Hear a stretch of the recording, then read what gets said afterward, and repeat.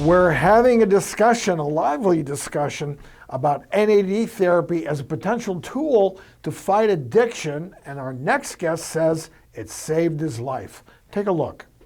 I lost half my family in a car crash and a best friend to drug overdose. It was a shock, and I couldn't mourn their loss because I was so sick.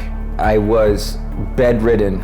I was in horrific pain. I had trouble with chronic fatigue, trouble thinking. I went to doctors and they gave me antibiotics, which made me sicker. They gave me opiates, which I became addicted to. At that point, I just became desperate. I was at my lowest of lows. All the light in the world was gone for me. But it was at that point that I was gonna get well. I decided that I was gonna get well or die trying. And that's when I found NAD. And after this 10-day treatment of NAD, my pain disappeared. I had this amazing energy. The way that I experienced the world changed. And ever since then, I've done everything that I could to get NAD out there to other people that might be suffering in the same way. Tom joins us now with more of his story. Welcome to the show, Tom. Thank you for having me. Let's go back in time, Tom. Why did you start using opioids in the first place? I felt like I didn't have any choice. I had an adverse reaction to antibiotics that I took, and my body just turned on fire. It was very difficult for me to walk. I was bedridden for 2 years, and my support group for this reaction, we one of the things came up was NAD, and I was looking into it and called up the clinic, and I want to do this to maybe lower my pain. And basically I had this incredible experience. It was rough for a week.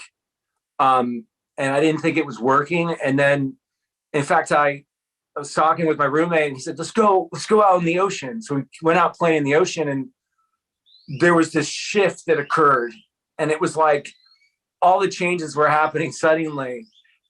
And my health just started getting better rapidly. I can't explain just how amazing the whole experience was.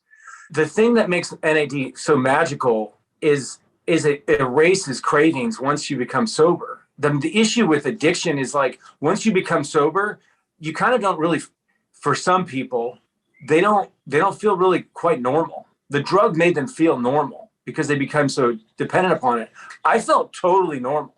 It was like I never had opiates in the first place. It was crazy. It was mind-boggling. Dr. Repass, I'd love to bring you back into the conversation because Tom is, explaining some things that he used the term magical. I mean, it does sound magical because something that we deal with obviously is a terrible withdrawal process, which you feel horrible, even if we treat with a taper or conservative supportive care. But then afterwards, that craving is probably one of the hardest things to deal with. And that's why sometimes we'll keep people on a medication-assisted therapy like Suboxone and buprenorphine. Yeah. Dr. Repass, have you witnessed similar experiences with your patients where they say, I've lost cravings? Yeah, this is the norm, believe it or not. This wonderful experience that this gentleman's having is the norm. And that change can occur naturally with the support of a little more of what we already have in ourselves, which is the NAD. It's a really amazing thing. And this is what the world doesn't understand. We don't trust, Dr. Pasha doesn't trust that a human being can get past this. That's where we're at. And people think they're okay on Suboxone. Sometimes they're not necessarily okay.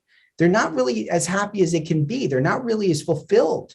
And that's the challenge. That's the dilemma we're in. Yeah, their life is saved. Hell, if I don't want that.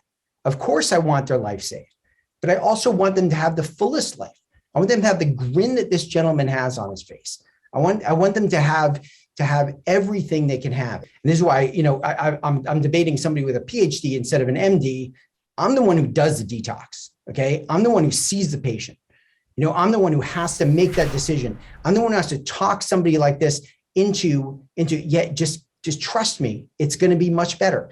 You can do this. You can get off of this. You can be really free.